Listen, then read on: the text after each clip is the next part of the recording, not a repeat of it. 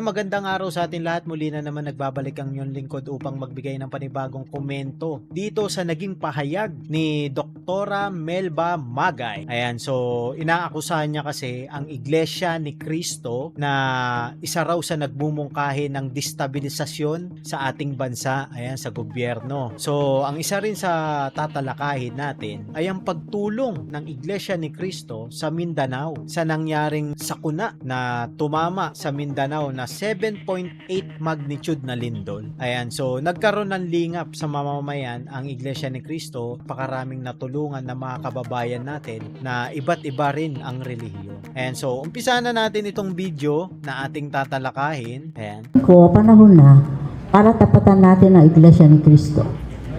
Inspired sila kasi ang Iglesia ni Cristo may pagkakaisa eh. And so sunod, At tapatan na rin po si Kibuloy.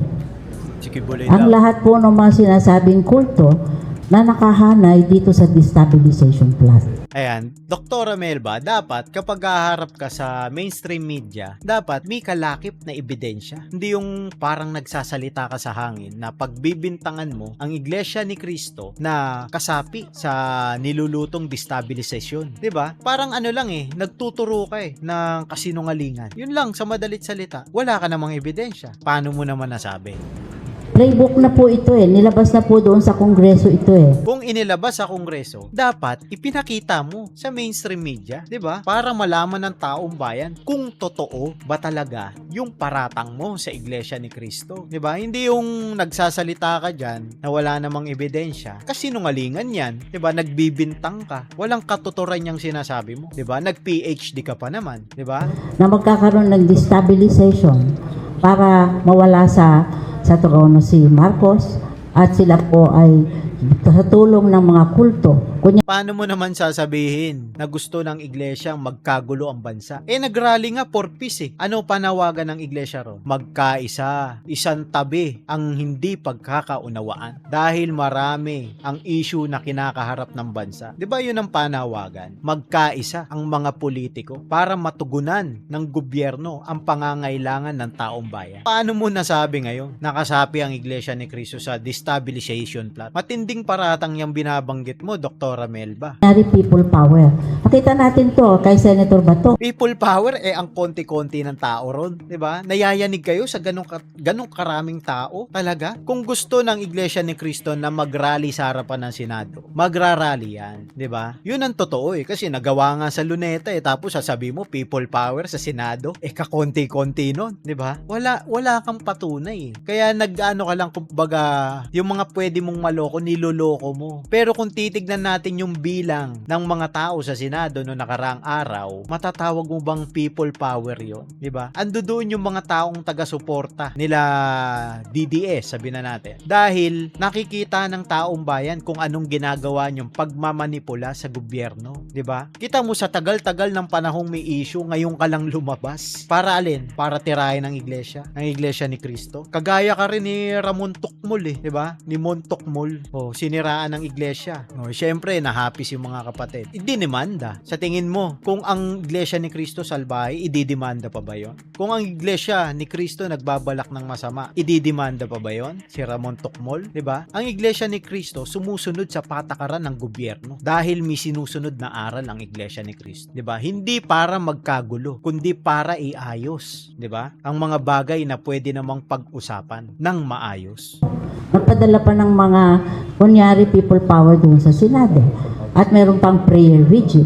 Walang masama sa prayer vigil. Karapatan ng taong bayan yan Mapakatoliko, protestante, iglesia ni Cristo. Karapatan ng taong bayan yan mag-prayer vigil, 'di ba? Masama ba 'yon? Kahit na iglesia ni Cristo, protestante, Pilipino pa rin yan, 'di ba?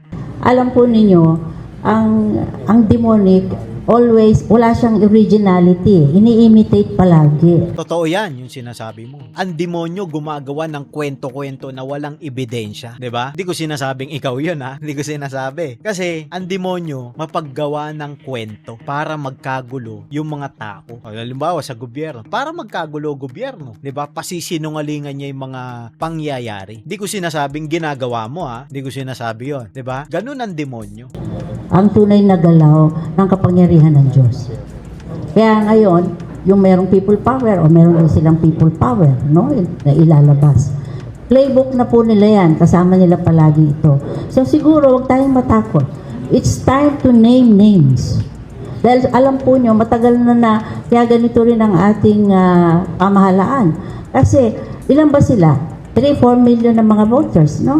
Tayo ilan? Napakarami natin. Hoy, marami naman pala kayo. Ba't kayo natatakot? 'Di ba? Bakit nyo sinasama sa issue ang Iglesia ni Cristo kung napakakonti lang nila? 'Di ba? Bakit mo sinasama? Sabi nyo nga minority lang ang Iglesia ni Cristo. 'Di ba? Bakit nyo ngayon sinasama? Bakit nyo pinangingilagan kung minority lang ang Iglesia ni Cristo? Pero kasi wala tayong pakialam. For the longest time, nakahilera yung mga politiko dito sa simbahan na ito dahil nagba-black voting sila. Sinabi ba namin sa politiko na pumila kayo dito sa amin sa Iglesia ni Cristo? 'Di ba? Sinabi ba namin sa kanila 'yon? Sila ang lumapit. Kasi alam mo kung bakit? Dahil ang Iglesia ni Cristo may sinusunod na aral na nakasulat sa Biblia. Humatol kayo ng may pagkakaisa. Paano namin nalalaman 'yan? Syempre tinuturo sa mga pagsamba sa loob ng Iglesia ni Cristo. 'Yun ang aral ng Diyos. Kahit naman basahin niyo sa Biblia, kung sa tingin niyo nagsisinungaling ako, bumalik kayo sa channel ko at iba ako, 'di ba? Ganun lang kasimple 'yon, 'di ba? At hihingi ako ng sorry kung nagsisinungaling ako, 'di ba? Public apology sa madalit salita. Abay, hindi po tama 'yun democracy tayo Yan yung sinasabi na ang demonyo ay naguhunyangop, nagpapanggap na mabait at tapat, 'di ba? Paano mo ngayon sasabihin na hindi tama? 'Yun ang nakasulat sa Biblia. Yan ang pagbabaluktot ng mga aral. Kasi base na lang sa mag-ano tayo, kasi ang mga Pilipino hindi naman talaga naturuan ng aral sa Biblia. Karamihan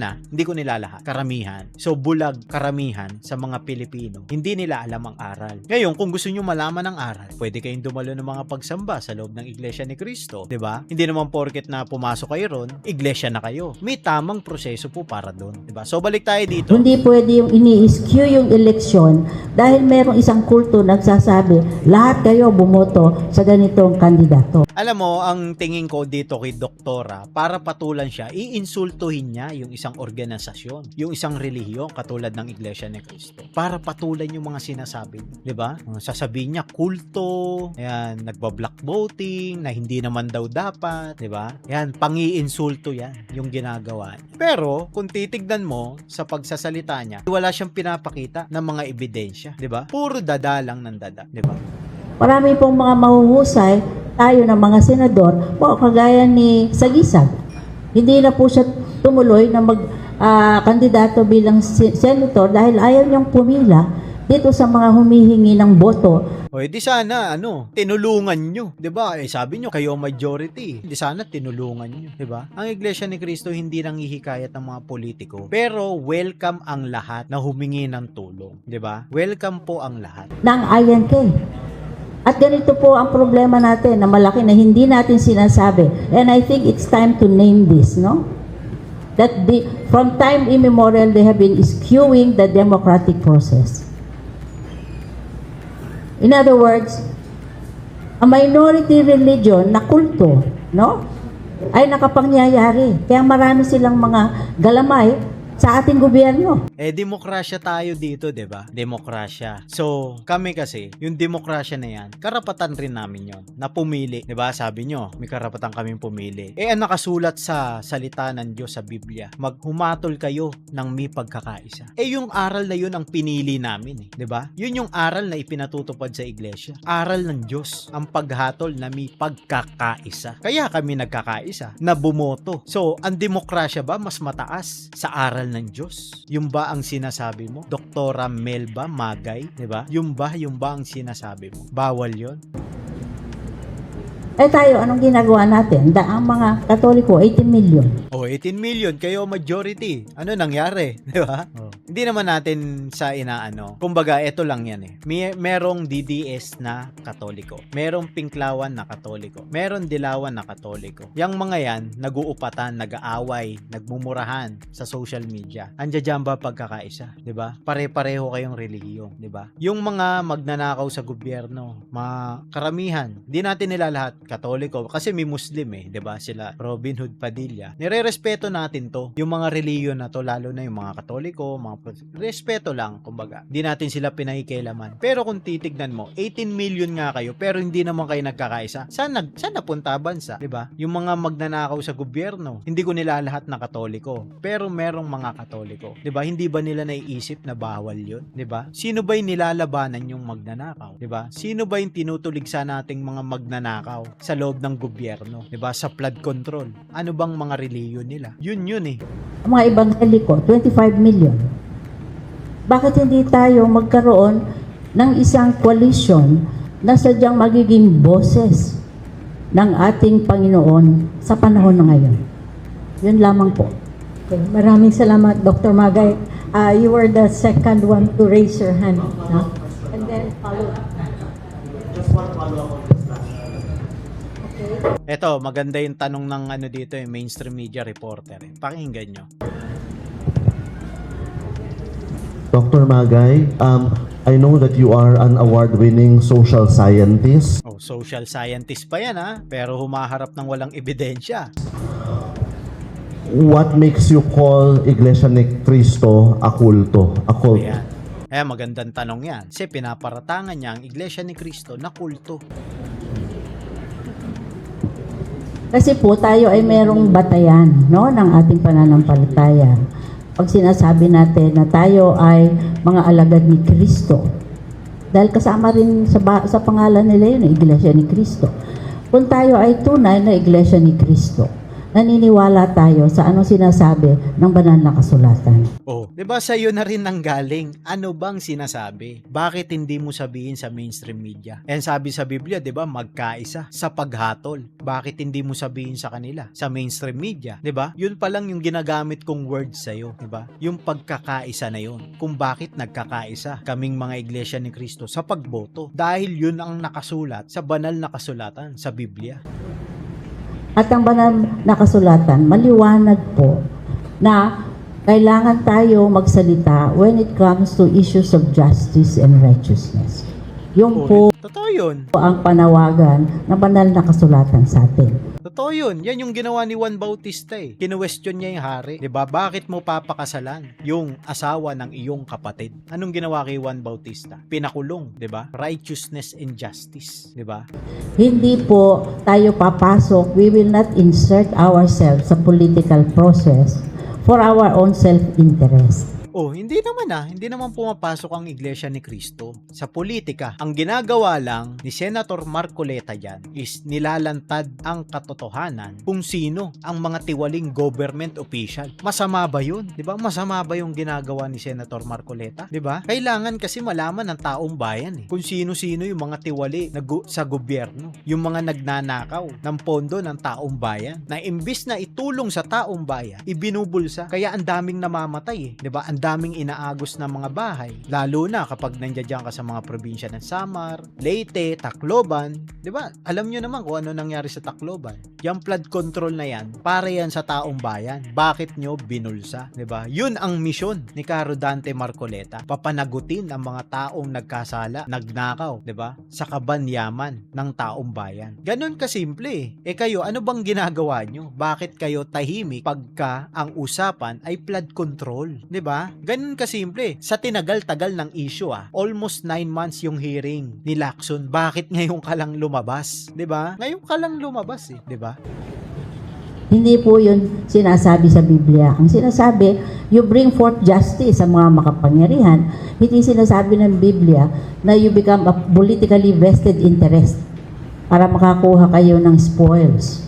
Wow, spoils, 'di ba? Spoils daw, 'di ba? Walang hinihingi ang Iglesia ni Cristo sa kahit kaninong politiko. Ang pagtulong ng Iglesia ni Cristo ay bukal. Kung tutusin, ang Iglesia ni Cristo po ang tumutulong, katulad ng mga lingap sa mamamayan. Ang Iglesia po ang nagbibigay ng tulong, pangunahin sa mga naapektuhan ng 7.8 magnitude na lindol diyan sa Mindanao. Ang gusto lang ng Iglesia ni Cristo ay wag mag-upatan, 'di ba? magkaisa ang gobyerno at ilantad ang katotohanan sa taong bayan kung sino-sino ang mga dapat managot sa nangyaring nakawan diyan sa flood control scandal. Napakasimple. Pero kasi ang nangyayari, nagtatakipan. 'Di ba? Yun ang problema. Bakit yun ang hindi mo binabanggit? 'Di ba? No? Wala po yan sa Biblia. So, ibig po sabihin, lahat ng mga nagsasabi na sila ay mga iglesia ni Kristo, hindi po totoo yan. Kaya kulto ang tawag. At yun po ang tingin ng Ganun ba ang tamang paliwanag sa kulto? mga theologian, whether Catholic or Protestant. Natural. 'Di ba hindi talaga nila kikilalaning Christian religion ang Iglesia ni Cristo. Ang turing nila sa iglesia kalaban eh. Hindi sila tinuturing na kalaban. Kaya kulto po, kasi hindi naniniwala talaga at ginagamit lang na cover for their political interest ang pangalan ni Kristo. Itong mga taong to, dapat ito ang mga naaaralan ng Biblia eh. Kaya kung ako sa'yo, Dr. Melba, pwede kang umating sa mga gawain at pagsamba ng Iglesia ni Cristo para malaman mo kung ano ang kinaibahan ng kulto sa totoong relihiyon. 'Di ba? Ganun kasimple lang yun. And so, pupunta na tayo dun sa sa naging pagtulong ng Iglesia ni Cristo sa Mindanao. Ayan. And so, tignan natin itong mga larawan na ating ipapakita. Yung sinasabi nilang kulto. Ayan, yung sinasabi nilang kulto raw ang iglesia. Ito ba ang klase ng kulto? Ayan, yung pagtulong sa mga kababayan natin na nilingap ng Iglesia ni Cristo dyan sa Mindanao. Dahil nga naapektuhan sila nung nangyaring lindol, 'di ba? Ang daming naapektuhan yan sa Mindanao 'di ba? Yan ba? Tignan nyo. Ang pagtulong ng Iglesia ni Cristo ay walang kalakip na kapalit, 'di ba? Bukal sa loob 'yan kasi bilang kabayan ko, kapatid ko 'yan, 'di ba? Hindi porket hindi ka Iglesia ni Cristo, hindi ka tutulungan. Hindi ganoon, 'di ba? Ang Iglesia ni Cristo ay palaging tutulong, handang tumulong anumang oras para sa mga kababayan natin na nasalanta ng bagyo man yan, lindol man yan, 'di ba? Ito ba yung tinututulan nitong mga expert kuno, 'di ba? Na kulto raw, 'di ba? May kulto ba na tumutulong sa mga kababayan na nasalanta? No, lingap sa mamamayan. Katuwang diyan kasama rin ang ating senador Rodante Marcoleta.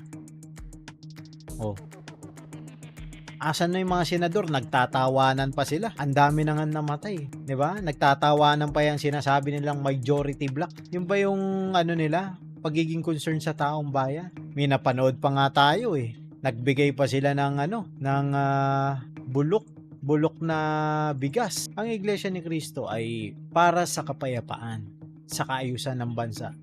Kasi tignan nyo isipin nyo to.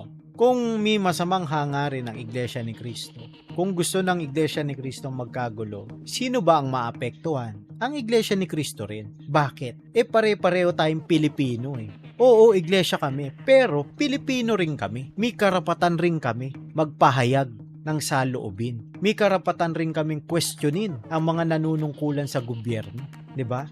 Bakit nila ninakaw ang kabanyaman ng Pilipinas? Ang dami-daming mga kababayan natin na naghihirap, 'di ba? Ang daming mga kababayan natin na nangangamba kada babagyo o katulad niya may kalamidad, 'di ba? Tapos yung pondo ng gobyerno wala, ninakaw. Paano mo ngayon matutulungan yung mga kababayan natin kung ang kabanyaman ng Pilipinas, pera ng taong bayan ay binubulsa, 'di ba? Kailangan ito talagang mga taong ito mapanagot, makulong para sa ikaaayos ng bansa natin. Kasi kung mag-i-stay sila diyan, magnanakaw na magnanakaw yan. Ang Iglesia ni Cristo hindi tumatayo bilang Iglesia ni Cristo. Tumatayo sila bilang isang Pilipino rin. 'Di ba? Hindi lang bilang isang iglesia, bilang Pilipino na may karapatang magbigay ng pahayag tungkol sa nangyayaring kaguluhan sa loob ng gobyerno, sa nangyayaring nakawan sa loob ng gobyerno. Hindi para sirain ang gobyerno, kundi para paalalahanan ang mga taong gobyerno na hindi dapat nila ninanakaw ang pera ng taong bayan na para sa taong bayan. 'Di ba? Ganun kasimple. Ang unang rally for peace.